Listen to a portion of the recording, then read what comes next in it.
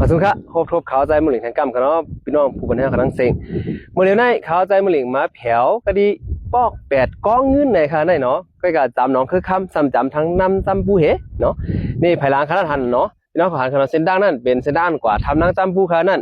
แต่ว่าลักภายในไหนมันมาทางไหนค่ะย้อนบอกว่าจำเส้นด้านหลวงกว่าทำนางจำปูนั่นขนาดเนาะข้าก็ได้แล้วล็อกหลินอันนั้นมันเหนกับ10ขายแบบพี่น้องขอขาดด้วยค่ะเลยนี่โคอูดเย้ากูไผ่กูดังพักตูเล็กก็สายบันย่อไม่หวานเหตั้งกวางลอกหลีในเดเป็น60เอกูนะขันนั้นซ้ำยันหนึ่ง3 บาทเศร้ามีหลายๆลอกคำจะลอกเหลือเกินนะด้วยอะไรพี่น้องเขานี่กว่าน้ำบุญเนี่ยมีแทงหลายลอกขานั่นด้วยค่ะนะก็กะมันเหมือนกันกูลอกขาไหนเนาะคดีเอาลอกในมันเหน่บันดังพี่น้องเขาค่ะเนาะมาเขาได้จำกันค่ะนี่พักตูไหนค่ะเนาะด้วยค่ะเลยมาได้ดังๆค่ะเฮ้ยกวางเบจ้าหรือว่าคือค่ะเนาะ3 บาทเศร้าไว้ไหนก้าค่ะพี่น้องเขาใครเนี่ยมาเที่ยงดังไหนมา